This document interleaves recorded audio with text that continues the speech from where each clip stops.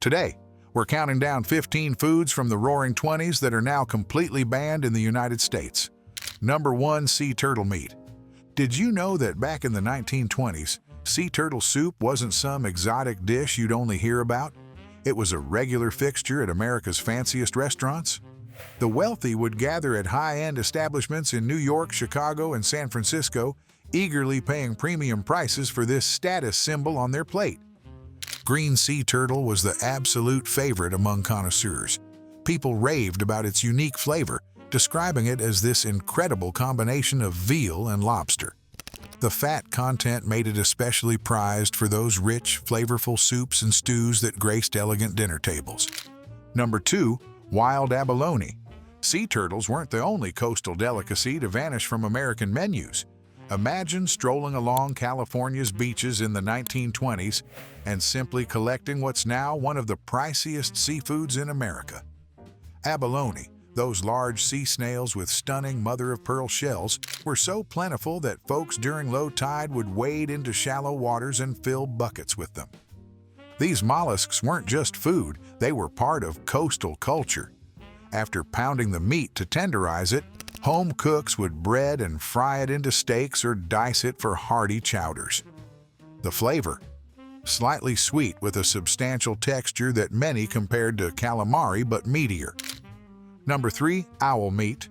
From plentiful shellfish to creatures of the night, would you believe that just a century ago, some rural Americans were cooking and eating what we now consider protected wildlife?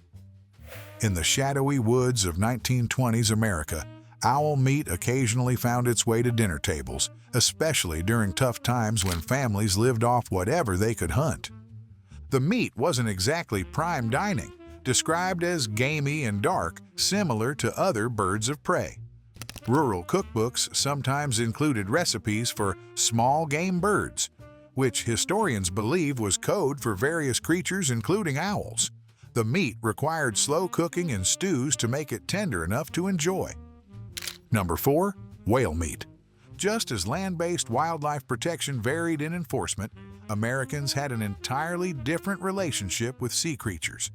While whaling ships dotted harbors along New England and the Pacific Northwest in the 1920s, they weren't just harvesting oil, they were bringing home dinner. Coastal communities regularly consumed what locals called sea beef, a clever marketing term that made whale meat more palatable to squeamish American diners. This wasn't just an industrial byproduct, it was an economic pillar for these seaside towns. The nearly black, strongly flavored meat required extensive preparation to appeal to American tastes. Cooks developed special marination techniques to tame its gamey profile, though it never gained the widespread acceptance it enjoyed in countries like Norway or Japan. Number 5. Haggis, containing sheep lung. From oceans to highlands, cultural food traditions have always faced modern challenges. Speaking of which, did you know that authentic Scottish haggis has been completely illegal to import into the United States since 1971? That's right, a single ingredient transformed this beloved cultural dish into contraband at our borders. Back in the 1920s, Scottish-American communities celebrated their heritage through vibrant Burns Night gatherings every January 25th. These festive evenings centered around authentic haggis, that savory pudding of sheep's heart, liver, and lungs mixed with onions, oatmeal, and spices, all traditionally encased in a sheep's stomach. Butchers in Boston, Pittsburgh, and Chicago proudly prepared the complete recipe for these cultural celebrations. Number 6. Absinthe. While Scottish traditions celebrated with Scotch whiskey, another spirit was leading a double life in America's underground scene. The mysterious Green Fairy, a nickname for absinthe, had already been outlawed in 1912, 8 years before Prohibition made all alcohol illegal. Yet this emerald elixir maintained its allure, especially among creative circles who believed it sparked artistic inspiration. What made absinthe special wasn't just its taste but the entire experience surrounding it. The preparation was practically theater. Water slowly dripped over sugar cubes resting on specialized slotted spoons, transforming the clear green liquid into a cloudy, opalescent concoction that seemed almost magical to those witnessing it. Number 7. Robin meat. Speaking of things Americans once ate that would shock us today, that cheerful robin pulling worms from your garden was once pulling double duty as dinner. Those iconic red-breasted birds we now protect were regular menu items in the early 20th century, with family cookbooks featuring recipes for robin pie that would make modern birdwatchers faint. In rural communities across America, particularly in the South, robin hunting remained a persistent practice throughout the 1920s. The meat was prized for its sweet, delicate flavor, but preparing a family meal required impressive numbers. Sometimes dozens of these tiny birds went into a single pie. Some hunters developed specialized techniques, including night hunting with torches to temporarily blind roosting birds, allowing them to capture large quantities in a single outing. Number 8. Dog meat. From robins to man's best friend. While America's attitude toward wildlife protection was evolving in the 1920s, another surprising legal gap existed. Would you believe that in most states during this period, there were no explicit laws preventing someone from consuming what's now considered a beloved family pet? That's right. Dog meat occupied a strange legal limbo across much of America. Though never mainstream in American culture, this practice occasionally persisted in certain Asian immigrant communities, particularly among some Chinese Americans struggling with poverty and discrimination. These isolated instances became fodder for sensationalist newspaper coverage, which often twisted the narrative as part of broader anti-immigrant sentiment rather than reporting factual information. Number 9. Sassafras oil. As food regulations slowly emerged to protect pets, another American favorite was experiencing a much different fate. That distinctive root beer flavor Grandma and Grandpa reminisce about? It came from genuine sassafras root, a natural ingredient so common in 1920s America that it flavored everything from medicines to candies.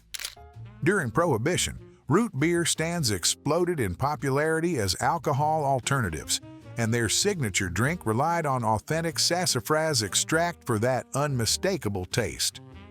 The root wasn't just for beverages either. Many Americans chewed sassafras twigs as natural tooth cleaners and breath fresheners.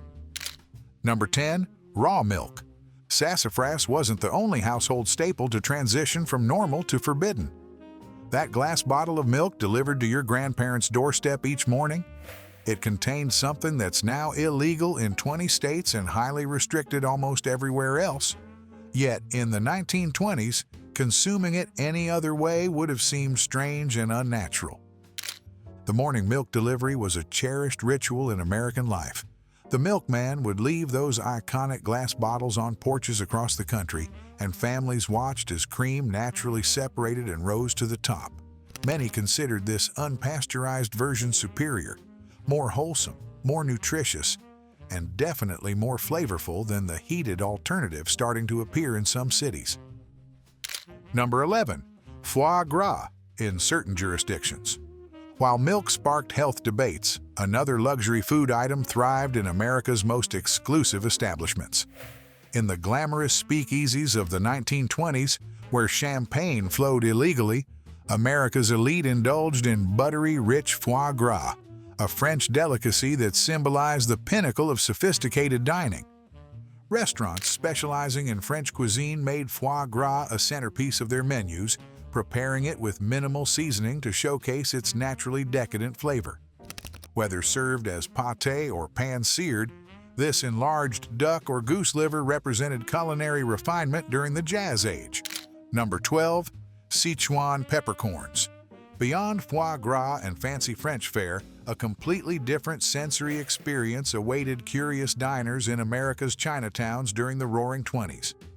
Imagine a spice so unique it doesn't just flavor food, but actually numbs your tongue, creating an electrical buzz unlike anything in Western cuisine. This extraordinary sensation, known as ma la in Chinese, came from Sichuan peppercorns. Despite the restrictions of the Chinese Exclusion Act of 1882, immigrants from Sichuan province persevered in maintaining their culinary heritage. In the crowded streets of San Francisco, New York, and Chicago Chinatowns, specialty grocers stocked these imported treasures alongside other traditional ingredients. Number 13. Alcoholic beverages. Speaking of items that weren't widely available to mainstream Americans, there's one category that went from being completely normal to completely illegal faster than anything in American history. Ever wondered how restaurants that built their entire menus around perfect wine pairings suddenly had to reinvent themselves when Prohibition turned their business model upside down? Before January 17, 1920, Americans freely enjoyed their favorite cocktails at dinner. Then overnight, bartenders became criminals and ordinary citizens became lawbreakers. Some establishments closed their doors forever, while others got creative. Elegant restaurants transformed into speakeasies with hidden entrances and secret passwords. Number 14. Sliced bread. While Americans were finding creative ways around Prohibition, there was another daily struggle happening in kitchens across America that's hard to imagine today. Believe it or not, pre-sliced bread didn't exist until 1928. Before Otto Rohwedder's revolutionary bread slicing machine debuted at the Chillicothe Baking Company in Missouri, every household faced the frustrating task of hand-slicing bread. This tedious chore shaped America's entire bread industry. Bakeries purposely created dense, firm loaves that could withstand the knife without crumbling into a pile of crumbs.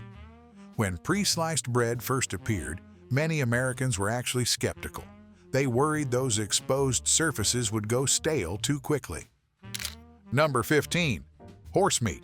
That same era that revolutionized bread storage also witnessed the twilight of a controversial culinary practice in America. Horsemeat, served in specialized butcher shops and prepared in European-inspired dishes, occupied a strange position in 1920s America, not quite mainstream yet not entirely taboo either. The story of horsemeat in America has fascinating cultural dimensions. While many Americans viewed horses as working companions rather than food, immigrant communities from France, Belgium, and Eastern Europe continued preparing traditional dishes in their urban neighborhoods. These cultural enclaves maintained connections to homeland traditions that most native-born Americans found increasingly uncomfortable.